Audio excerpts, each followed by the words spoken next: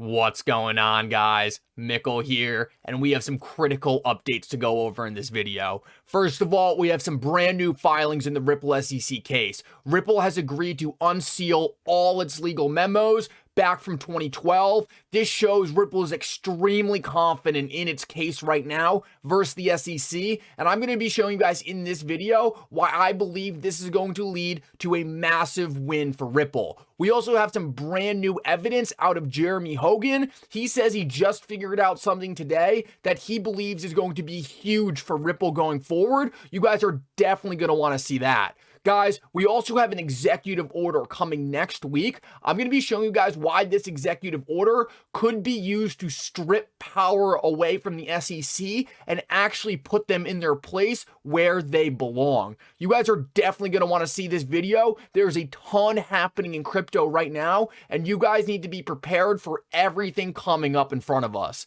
Guys, if you want to support this channel for free and help it grow, make sure to like and subscribe. It goes so far in helping me make more videos like this, and it's going to help more people see this video. Guys, also, if you do not have an Uphold account already, make sure to sign up in the description below using the link. With that said, let's jump right into it, and I hope you guys enjoy the update.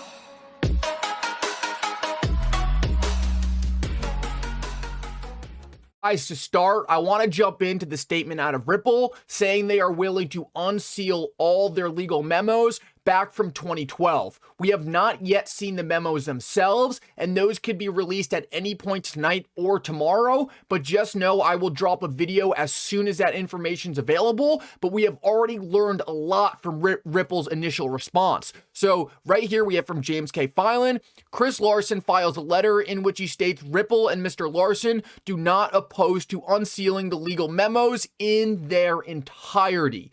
This is huge because Ripple is saying you can look at all of these legal memos back from 2012. The SEC can see it, the public can see it, and you guys can see that this entire time we have been under the impression from different legal departments that XRP is not a security. There is no reason they would be unsealing all this information if it said anything negative towards Ripple. They are unsealing this information because they want everyone to see it and understand how absurd the SEC's case against Ripple really is. It's also important to note that we actually already have statements out of Ripple's legal team talking about these documents.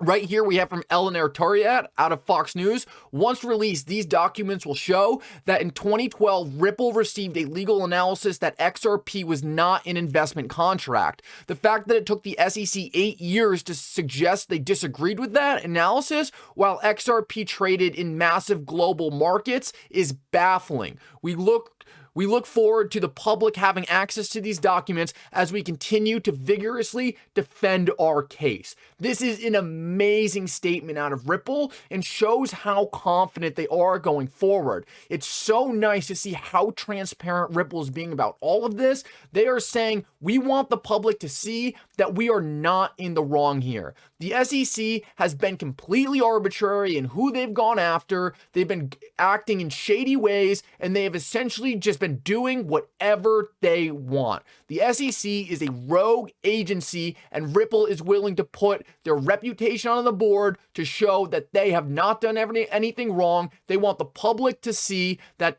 under their entire history as a company, they have been as transparent and as responsible as possible, and they, like all of us, have always been under the impression that XRP is in no way a security. Let's keep moving though, because we actually have some brand new information out of Jeremy Hogan, and this is some new evidence that he is bringing to the table that he really hasn't talked about much to this point. Jeremy Hogan tweets out, "I couldn't figure out how the Twitter sleuth's evidence of discriminatory SEC behavior could fit into the Ripple case. So I reread the Fox case and found this article on it, and there it was. In a sense, discriminatory enforcement is evidence of lack of fair notice." Before we get into it, I want to say Jeremy Hogan to this point has always said he thought the ETH information in terms of ETHgate and the conflicts of interest at the SEC was very interesting, but didn't know how to fit that into the current Ripple case. For him, they seemed very divided the way they were currently being presented.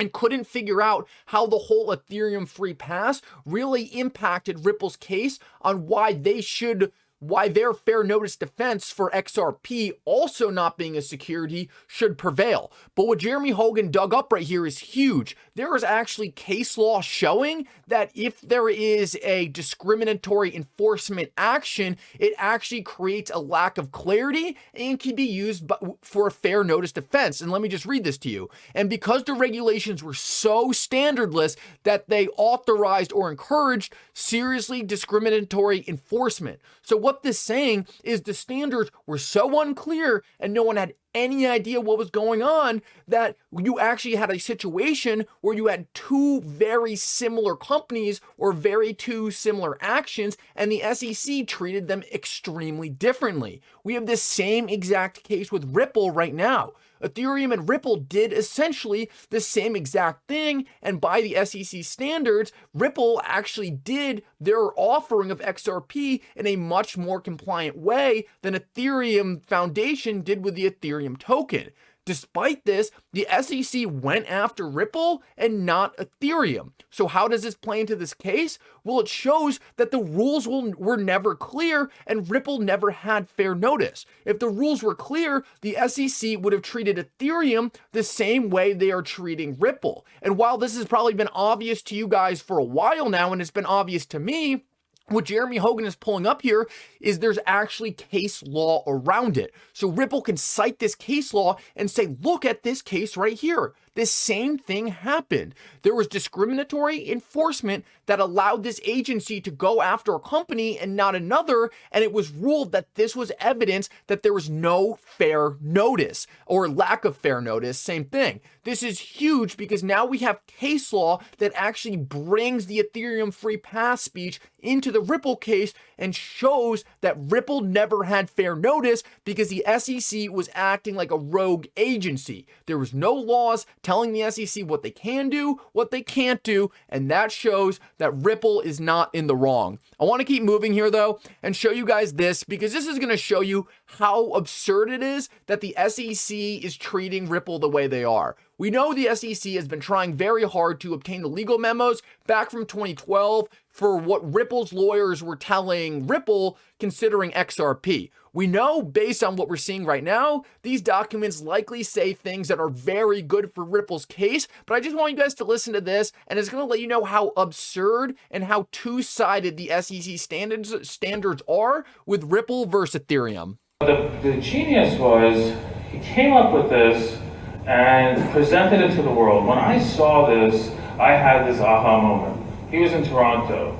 Well, I was in Toronto within, I think it was 72 hours. And I asked him, I said, can you really build this? This 19-year-old little kid. And he's like, yeah, I think I can, I just don't have the money for it. And so this is the Vitalik this was a really, I don't know, this was like a game-changing conversation, I think, in blockchain. And none of us realized it at the time. And so I'm going to say at the outset, I take no credit for any of this. We were doing this because we were trying to promote a project, and I'll explain how that took off and took this life of its own afterwards. But he said to me, he said, the problem is our lawyers are telling us this is an illegal securities offering, which in fact it was.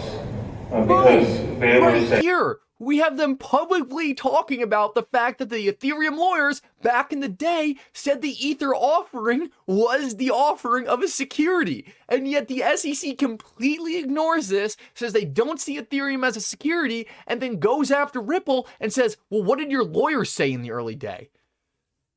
This is exactly what Jeremy Hogan is saying. He says it's discriminatory enforcement. They're choosing who they go after and who they don't because there's no rules saying what they're allowed to do. It's a complete lack of fair notice, and this falls right into Ripple's lap in this case. This is such a massive event because it is one more piece of evidence that goes against the SEC and shows that they are a fraud rogue agency that is doing everything they can to obtain power. And that is what Biden's executive order is all about.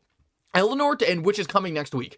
Eleanor Terriot tweeted out, her reporting collaborates that I was told by many sources that the SEC, CFTC, and US Treasury and other agencies will be asked to weigh in on regulation. Notice how it does not just say the SEC like Gary Gensler seems to think it is. It is all these different agencies, and right now the SEC is trying to throw their weight around and say, because there's no rules, we're going to take over and do whatever we want. As soon as this executive order goes into place and these different agencies get involved, they're going to look at the SEC and they're going to say, whoa, slow your roll. No one gave you authority to be doing this, and actually, this new executive order might be looking to take some of your authority away, because right now, you are not bound by any rules, and you are just doing whatever you want.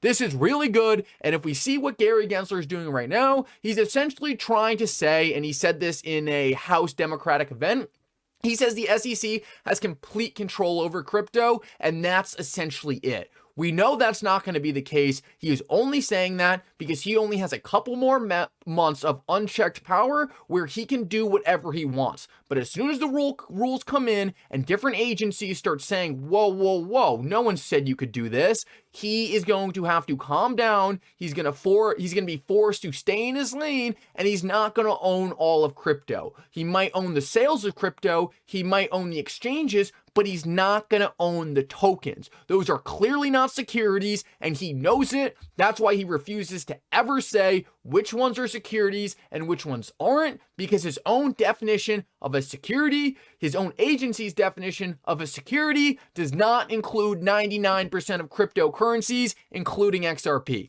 Last of all, guys, make sure you go to my Twitter and connect to Congress. We see right here from Jay that a lot of congressmen are starting to respond and say, what is going on at the SEC? These congressmen, a lot of them are already in the hot seat because of how bad the economy is.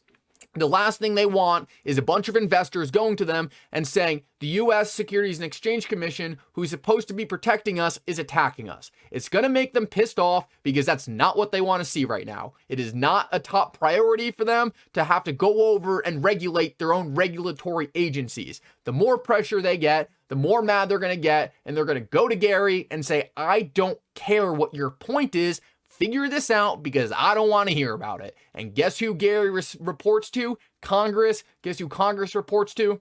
Sometimes us. Hopefully us this time. Guys, thank you so much for coming. Make sure if you like this video, you like and subscribe down below. It goes so far to helping this channel grow. Also, if we get new information out of this case, I will do an emergency upload tonight, so be ready for that. Hope you guys enjoyed this update. For now, Mickle out.